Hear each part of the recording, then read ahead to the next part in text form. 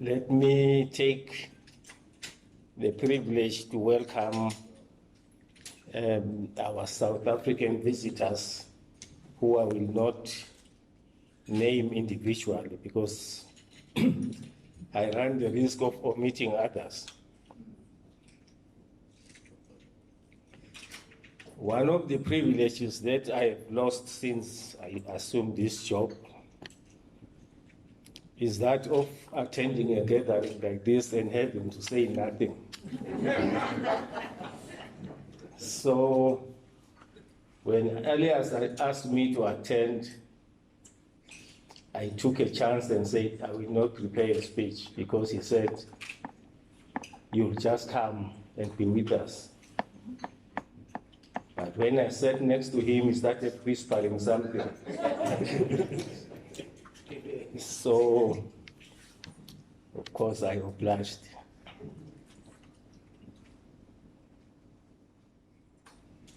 One of the privileges that you have whenever you join an institution before someone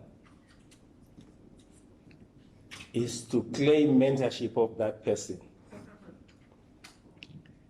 I joined the central bank a few years before Elias did.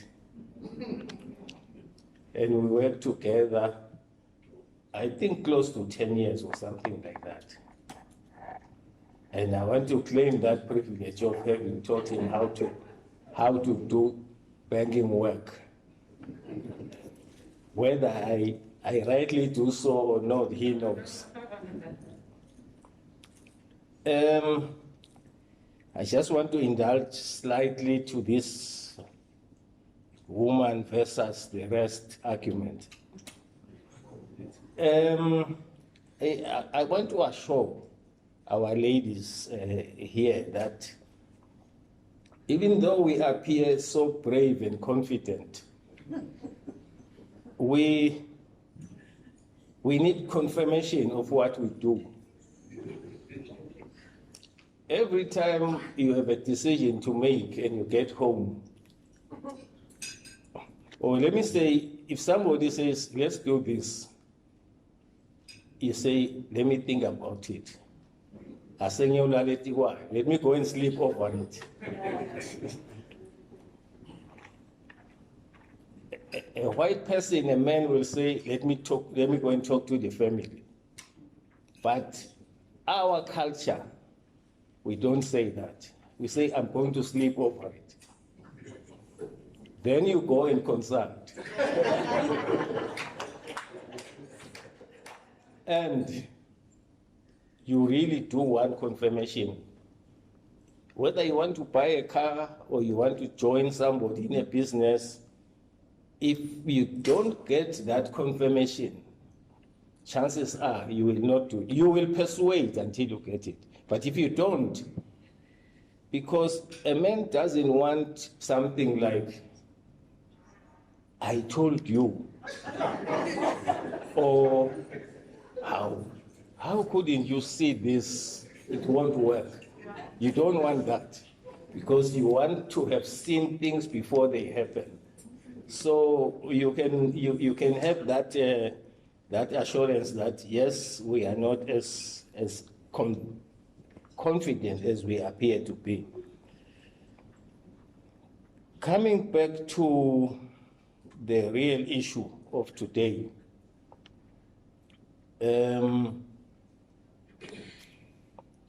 Elias and I went to the same school,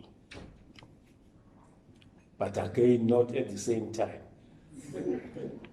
I went to the same school at Salesian High with his elder brother in the same year, and he came way after I had left. Salesian High School was a very special school. I don't know how it came, but we had all the teachers that amongst the black teachers. I will talk about why, because back in the Bafondis, and then we had the pastors and we had the teachers. Almost all of them were South African. I remember one teacher, Nomad, who was Liswati. We had Bonziba, we had Bora Mahupa, we had Bomamizela. I mean, virtually it was a school for the struggling people. That's where they were teaching. So we grew to, they didn't really talk about it at school, I have to say. We only realized later when now they left. Others went to other places. And then we saw, oh, these people were in the struggle. At the university, we also had people from the ANC. I remember we were in the same year with Tokyo. Tokyo was, he was teaching us karate. And we saw this karate is now beyond what students need. And we realized later that no, this man was actually a soldier. He was not just, because after he would teach us and then we go, and he remains alone now doing extras and all this. But later we discovered that he was an ANC cadre. So, and there were many others who were not maybe necessarily in the same vein. I'm trying to say Eswatini had a very subtle but effective contribution to the South African cause. The first time I met Jacob Zuma, before he became president, was at Gwamagogo. I mean, when I actually met him live, was during an occasion like this at Gwamagogo. And he came there as somebody who was familiar with the place. He appeared to know where he was. I later learned that he had been there before. So when people tell you that they say things about Eswatini, especially the younger people, people like Julius, I won't say his other name, it's because they don't know. And I wish they could be told that he's able to be where he is, to say what he says because of the contribution of Eswatini.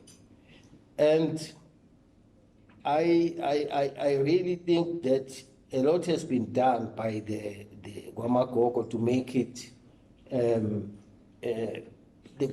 to resuscitate the culture for people, so that people don't forget where the ANC comes from, what contribution was done by the country, because there's a tendency to say, we just got our independence without, not just us, but the neighboring countries.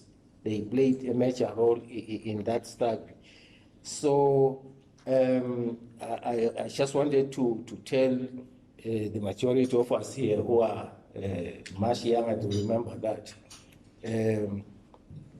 Then coming back to the asset management business,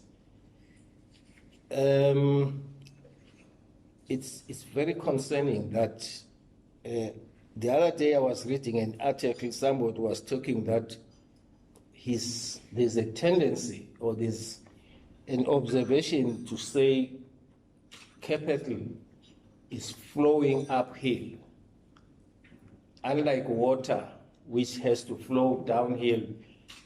Capital tends to flow uphill. What he meant was capital tends to flow, to move from poor countries to rich countries.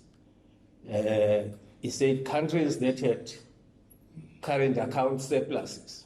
I can make an example in Southern Africa with Botswana.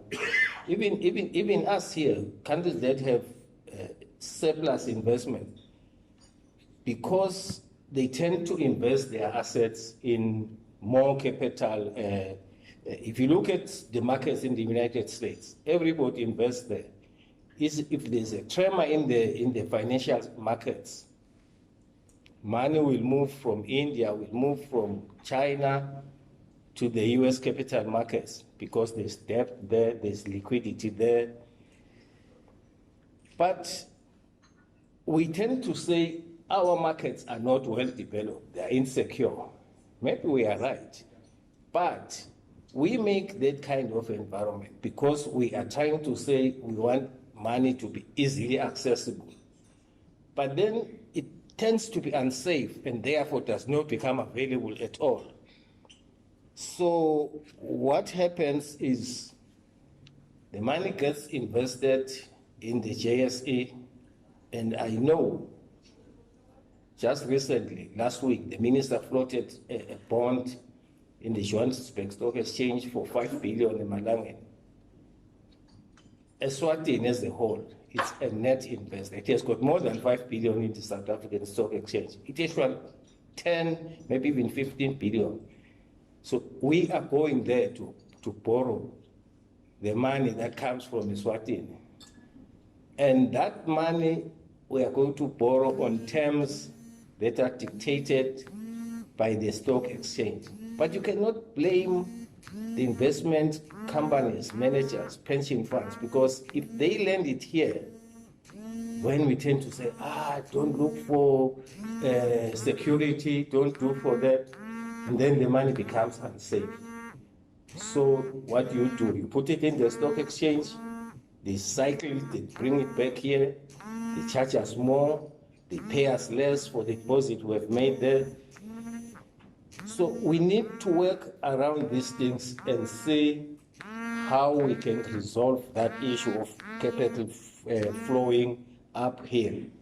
I'm challenging almost all of us here who are in the investment business to say, asibone ukuthi senda njani. Masilela talked about ESCOM. Yesterday, Malema was talking about SAA. He was saying something very sensible, actually. He's saying, how can you let it collapse? How can it possibly collapse, given the population of the country, given the size of the government, the parastatals, everything? If everybody is flying SAA to whatever destination, it can't collapse. Look at Ethiopian Airlines. The Ethiopian is flying everywhere. The other day I was at Addis Airport.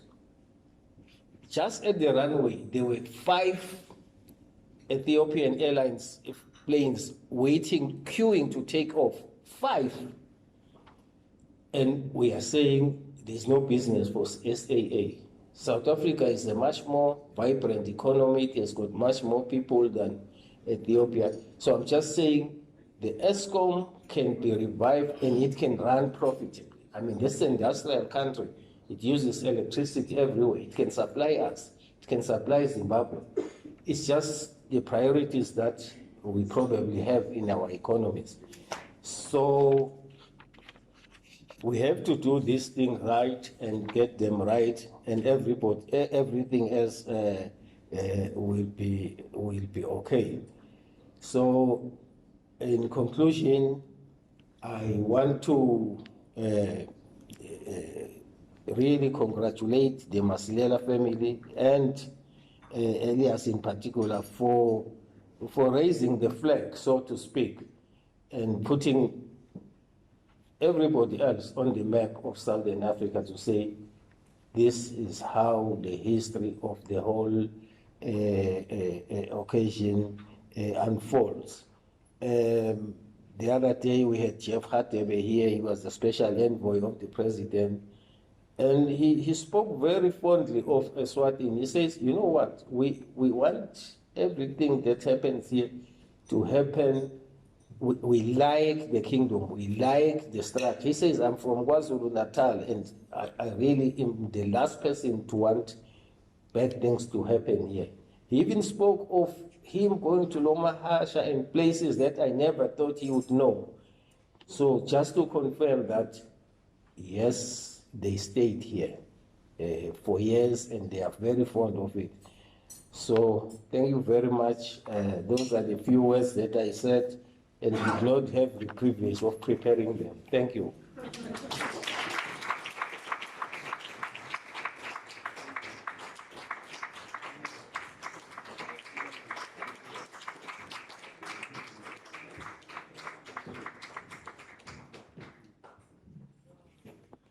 Siyabonga kakhulu Baba PM. You are very right. I've always taken instructions from you. I continue to do so. Kepa, for now, may I switch the roles and ask you to stand here for a little longer. Ndawucela ukuthi Baba Dlamini, you hand over Sipho lesibuya kaMasilela. This book, Baba PM, is a book that was written in the lockdown. It's called the number 43 COVID Journey. Every family should have it. It talks about global families in the lockdown, how they survived and how they crossed the River Jordan. Siyabonga.